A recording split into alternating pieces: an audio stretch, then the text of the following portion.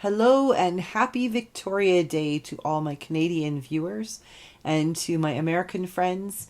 This is a long weekend for us. This is a day off in Canada because we celebrate Queen Victoria's birthday, and it is a day that we give thanks. It's a long weekend in May, sort of the weekend everybody goes to the garden stores and Home Depot and Canadian Tire and all those places that sell earth and dirt and flowers and seeds and stuff, and we start digging up our gardens and planting our flowers.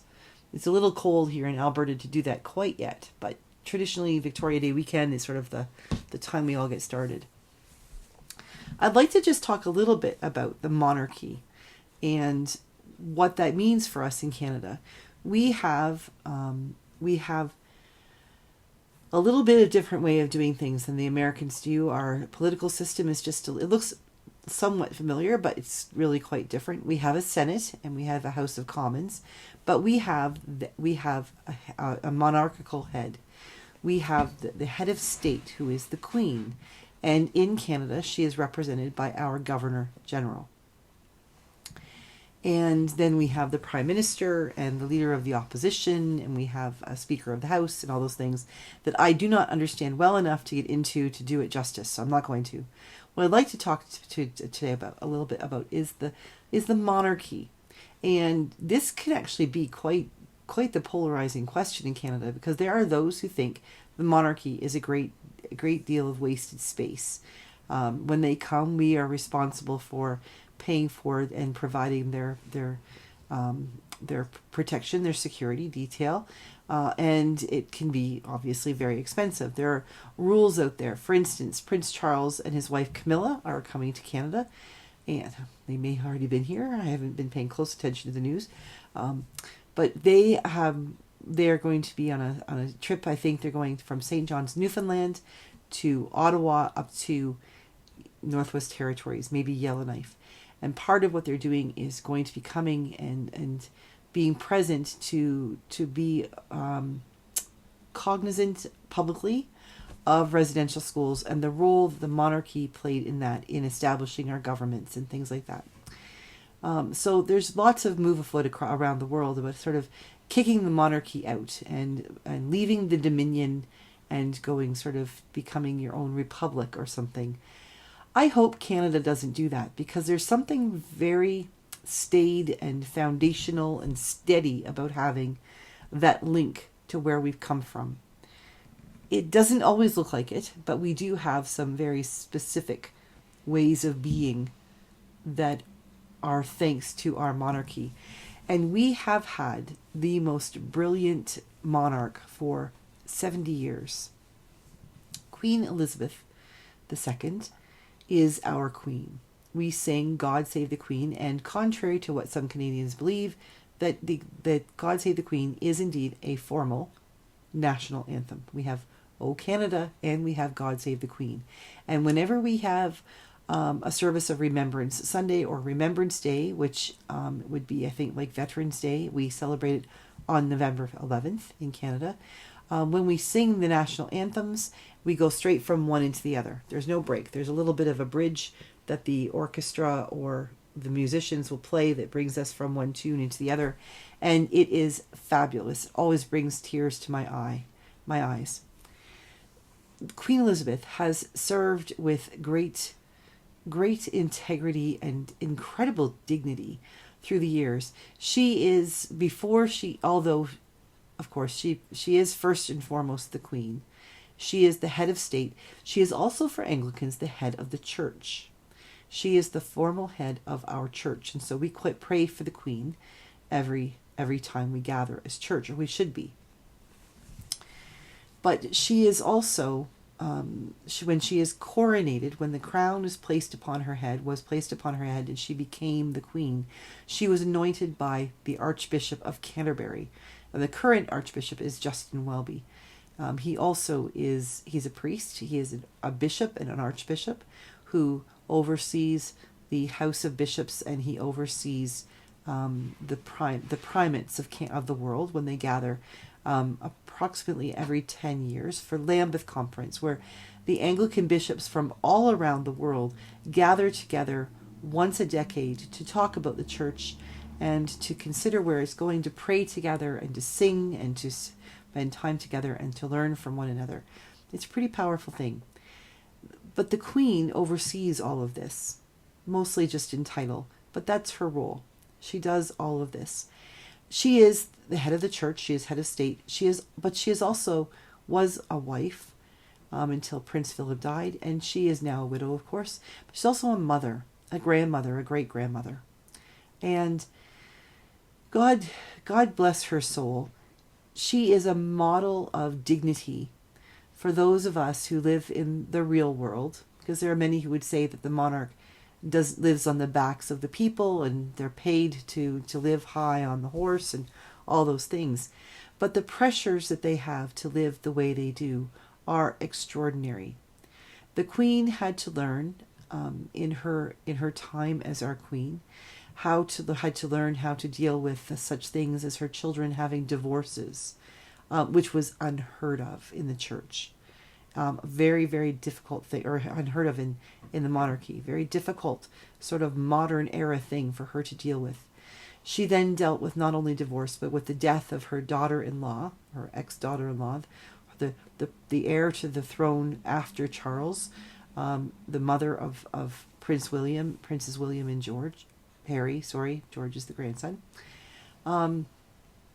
She has had to deal with the ridiculousness of Prince Andrew and his adventures and his dalliances and his relationships that have shed shadows on the monarchy. Even his divorce from his wife was embarrassing at times and difficult, and meaning it was difficult on his children too as well. The Queen has had to deal with wars. She in World War II actually was in service in World War II. Her father was the king who handled the end of the Second World War and learned to do so also with dignity and courage. But the Queen learned well. She ascended to the throne in 1952, and she was a young bride and had just lost her father, obviously. And so, unlike the rest of us, when we lose a parent, we are given time off work. We're given the understanding that people are allowed to take time to grieve, to pull themselves together, to spend time with family and be isolated and alone. Princess Elizabeth, when she found out her father had died, was not able to do that. She immediately became the queen awaiting coronation. She was the queen to be. I can't remember what the exact term is. But she had to be there to lead a nation, a commonwealth in mourning, as a young bride, as a young woman who obviously had grown up knowing she would one day serve as the head of state. But however, how do you deal with that? How do you do that? How has she maintained her dignity through the years? Just recently, her son, Prince Charles, who will be king, presumably upon the death of the Queen, may she live long and prosper, as they say in Star Trek. But when the time comes, he will become the king. He was the one who gave the throne speech, because it was going to be physically difficult for her to be able to walk the long walk up to Parliament and to go and sit in the throne and sit and provide the speech. She was able, I believe, to be at her Diamond Jubilee. I think it's the Diamond Jubilee recently in person, and that was wonderful to see. But the fact is that she is, I believe, 96 years old. She is, she's a grand dame, but she's an old one at that, and she has given her life in service to her people, to the Church of England, to her family. Indeed, she has given everything of who she is to all of the people around her. And so when we gather on the celebration of Queen Victoria's birthday, we remember Queen Elizabeth, we remember our monarch, and we give thanks for the ministry that she has had, the presence she has been, the dignity she lends to Canada. And I pray that we will continue as a monarchy, that we will continue to recognize the ties we have to Great Britain, and to the history we have, and the ties we have with the Commonwealth, the other countries around the world who also recognize the Queen as their head of state.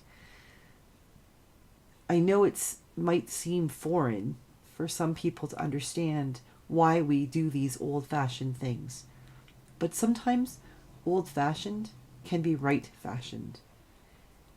It doesn't always look like it in our politics, but having someone with dignity like the Queen, and then hence usually our Governor General who stands here in her presence, reminds us that this isn't just about us. It's not just about basic politics. This is about relationships, the relationships of each citizen with another, the relationship of citizens with their elected officials, and with the Queen herself through the lieutenant governors in the provinces and the Governor General who serves at her pleasure on her behalf here in this country.